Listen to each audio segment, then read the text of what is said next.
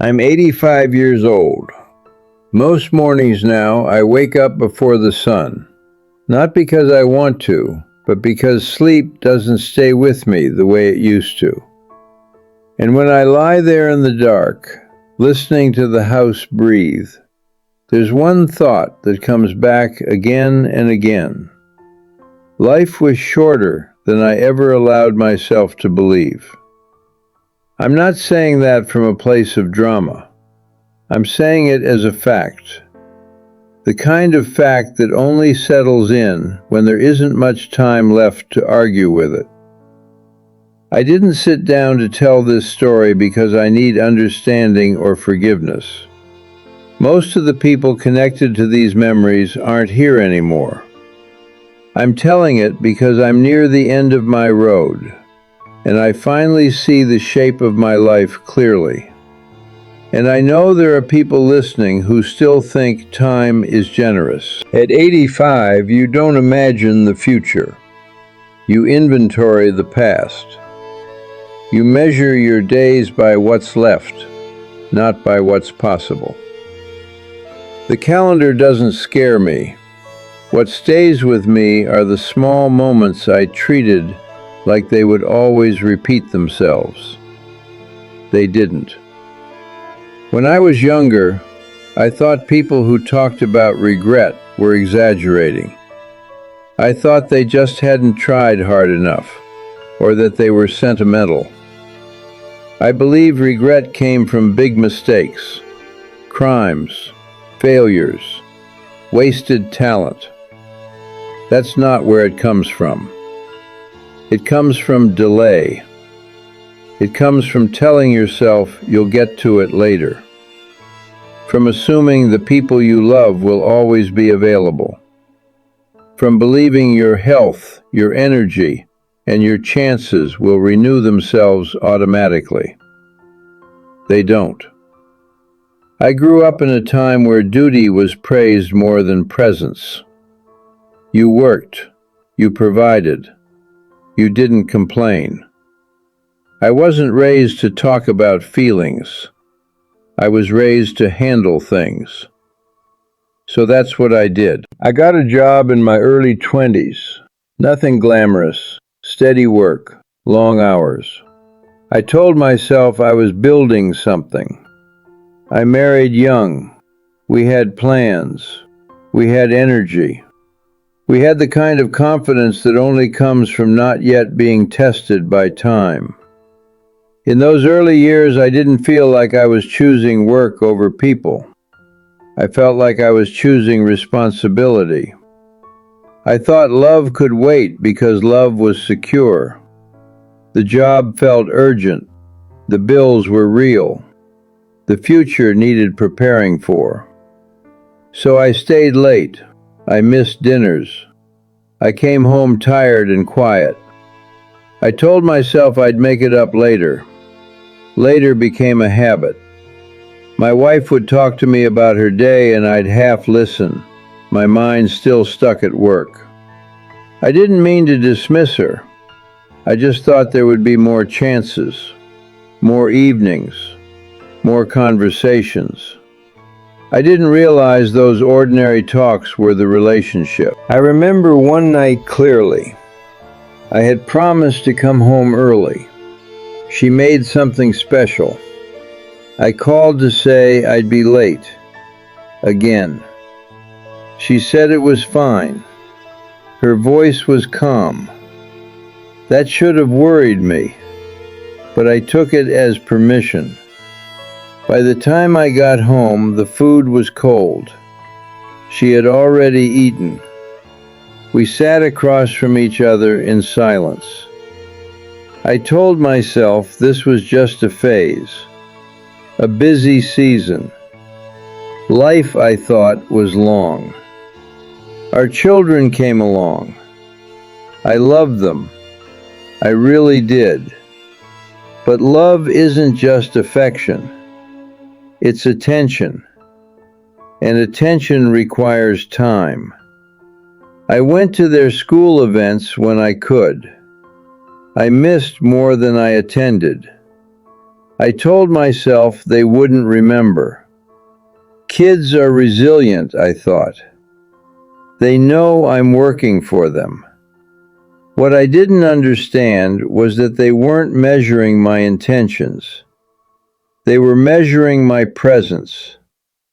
I remember my son asking me once if I could help him with something. I told him I was busy and we'd do it another day. He nodded and walked away. He didn't ask again. That happens quietly. Children don't announce when they stop reaching for you. Years passed. Promotions came, the house got bigger, the calendar filled up. From the outside, my life looked successful. From the inside, it was efficient. My marriage didn't end in a fight. It thinned out. Conversations became practical. We discussed schedules, groceries, repairs. We stopped talking about ourselves. I didn't notice when she stopped telling me things first. I thought stability meant things were fine. Then one day she told me she felt alone. I was surprised, genuinely. I told her we were building a life together. I told her this was what commitment looked like. She didn't argue. She just looked tired. That should have been my warning. But again, I thought there would be time. The damage in a life like mine doesn't arrive with a crash. It arrives like dust, a little at a time. You don't see it until it's everywhere. I missed birthdays because of deadlines. I postponed vacations because of projects. I delayed apologies because I didn't want to open uncomfortable conversations late at night. Each choice made sense on its own. That's the dangerous part. It's not one bad decision. It's thousands of small ones that quietly shape the ending.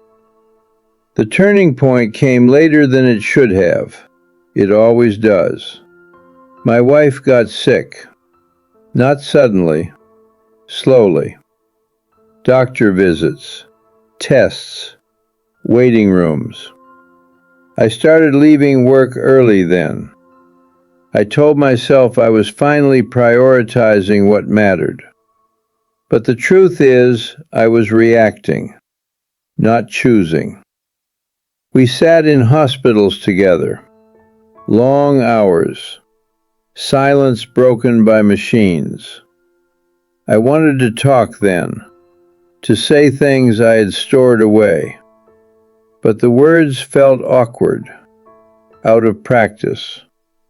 She passed before I found the right ones. There are things you don't get to say after someone is gone, no matter how clearly you feel them. That's when I understood something I wish I had known decades earlier. Time doesn't just move forward. It closes doors behind you. My children were grown by then. They had their own lives. I didn't blame them. They were doing exactly what I had modeled. We speak politely now, kindly, but not deeply.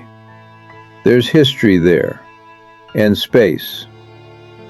I used to think old age would be filled with memories. What no one tells you is that memory can be heavy, especially when you finally have time to sit with it.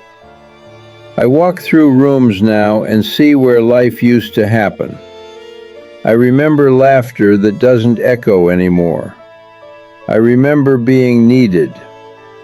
Success didn't keep me company when the house went quiet. Achievements don't sit with you at night. People do. Or they would have if I had been there when it mattered. I don't tell this story to shame my younger self. He was doing what he thought was right. He wasn't careless.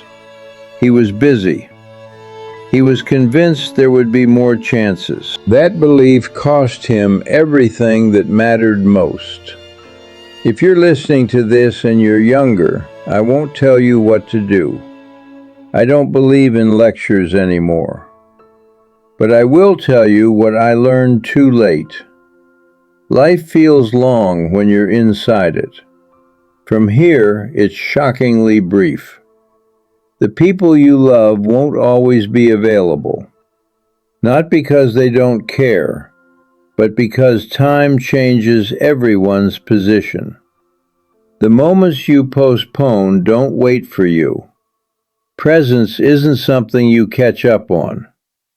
You don't feel regret when you fail. You feel it when you realize you were absent from your own life. I thought providing was enough. It wasn't. I thought showing up occasionally was acceptable. It wasn't. I thought love understood. Love needs to be practiced. Now at 85, my days are quiet. Some mornings I feel grateful. I lived. I worked. I survived. Other mornings, the weight of what I miss sits with me like an old ache. Both things are true. I don't have many years left. I know that. I don't say it with fear, just clarity. If this story stays with you, if it makes you pause for a moment, that's enough. You don't owe me anything. Just don't assume you have time. I did, and I was wrong.